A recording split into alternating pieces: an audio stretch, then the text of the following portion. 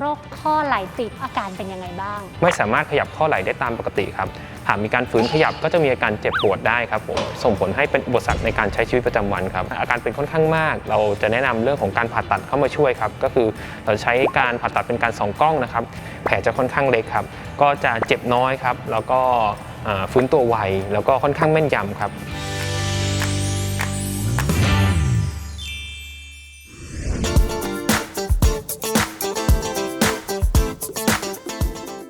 และตอนนี้แพรก็อยู่กับนายแพทย์ปฐมฉัตรพิสิทธิ์วัฒนาพรศัลยแพทย์กระดูกและข้อแพทย์ผู้ชำนาญการด้านออร์โทปิดิกสวัสดีค่ะคุณหมอสวัสดีครับคุณแพร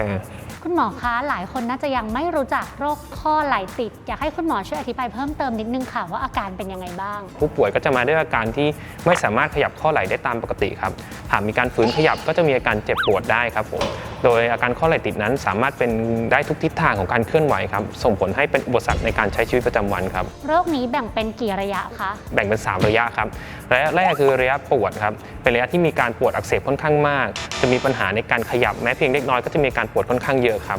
ในระยะที่2นะครับก็เป็นระยะเรื่องของการติดครับในระยะนี้อาการปวดจะลดลงครับแต่จะมีอาการติดเป็นหลักครับผมทำให้ผู้ป่วยนี้ไม่สามารถขยับได้ตามปกติในระยะที่3นะครับระยะเราเรียกว่าระยะฟื้นคืนตัวครับโดยปกติแล้วเนี่ยระยะนี้คืออาการปวดจะลดลงค่อนข้างมากครับการขยับจะค่อยๆดีขึ้นเรื่อยๆตามระยะการดำเนินของโรคครับแต่ว่าสุดท้ายแล้วก็มักจะไม่สามารถกลับไปในระยะเดิมได้ครับผมแล้วสาเหตุของโรคนี้เนี่ยเกิดจากอะไรคะเราจะแบ่งประเภทได้หลักๆอยู่2ประเภทครับประเภทแรกคือไม่ทราบสาเหตุว่าเกิดจากอะไรการรักษาเนี่ยมักจะได้ผลค่อนข้างดีครับในการพวกกายภาพบำบัดส่วนใหญ่อาการของโรคเนี่ยมักจะเป็นอยู่ประมาณสักปีถึงปีครึ่งครับแล้วอาการเหล่านี้ก็จะสามารถดีขึ้นเรื่อยๆได้เองครับผมในกรณีที่2คือกรณีที่มีสาเหตุที่ทำให้เกิดไหล่ติดครับส่วนใหญ่พวกนี้ก็จะมีอาการเช่นมีอาการปวดมาก่อนหรืออาจจะมีเรื่องของการมีเส้นเอ็นรอบหัวไหล่ฉีกขาดร่วมด้วยครับผมก็จะทำให้การขยับของข้อไหล่ลดลงส่งผลให้เกิดการไหล่ติดตามมาได้ครับผมนอกจากนี้สาเหตุอื่นๆที่เราจะมักจะพบบ่อยๆคืออาจจะมีโรคประจำตัวบางอย่างครับก็จะเช่นเป็นเบาหวานไทรอยด์หรือเป็นโรคหลอดเลือดสมองก็ได้ครับผมเราไปฟังความเห็นของคุณผู้ชมทางบ้านกันค่ะรู้จักค่ะไม่เคยเป็นครับไม่เคยเป็นกายภาพบำบัดนะครับนวดมั้งครับพยายามขยับไม่นั่งทำงานเวลานาน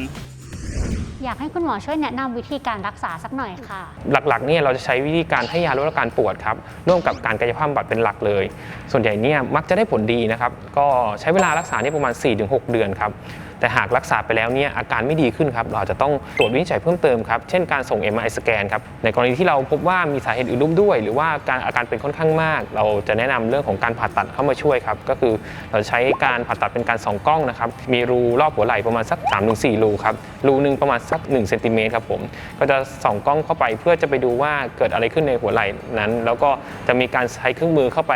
จัดการปัญหานั้นๆครับคุณหมอคะการผ่าตัดแบบส่องกล้องดีกว่าการผ่าตัดแบบเปิดแผลยังไงอะคะการผ่าตัดแบบส่องกล้องนะครับคือที่เราใช้เนี่ยแผลจะค่อนข้างเล็กครับก็จะเจ็บน้อยครับแล้วก็ฟื้นตัวไวแล้วก็ค่อนข้างแม่นยำครับเพราะเราส่องเข้าไปนี่เราเห็นชัดๆเลยว่าปัญหาของเราอยู่ตรงไหนเราก็สามารถจัดการได้ตำแหน่งนั้นเลยครับผมหลังจากนั้นเนี่ยเราก็จะมีการรักษาโดยการเขาเรียกว่าทำกายภาพบำบัดครับเพื่อให้ผู้ป่วยนั้นสามารถขยับได้ดีขึ้นแล้วก็ลดโอกาสการเกิดซ้ำครับผมซึ่งทางโรงพยาบาลวิมุตของเราเนี่ยที่แผนกกระดูกและข้อเนี่ยเรามีการทำงานร่วมกับทางเวชศาสตร์ฟื้นฟูครับในการวางแผนการรักษาตั้งแต่ต้นครับผมทำให้เรามีความพร้อมครับในการดูแลผู้ป่วยแบบครบวงจรตั้งแต่ก่อนผ่าตัดและหลังผ่าตัดครับนอกจากนี้เราก็ยังมีเรื่องของศูนย์ฟื้นฟูนะครับเป็นที่สำหรับให้ผู้ป่วยนั้นสามารถอยู่เพื่อฝึกกายภาพบำบัดก่อนแล้วก็เตรียมความพร้อมต่างๆให้ผู้ป่วยสามารถกลับไปใช้ชีวิตประจำวันได้ตามปกติครับผมวันนี้แพรก็ได้ความรู้เนื้อหาสาระครบถ้วนมากๆเลยนะคะต้องขอบคุณคุณหมอมากๆค่ะขอบคุณครับคุณแพร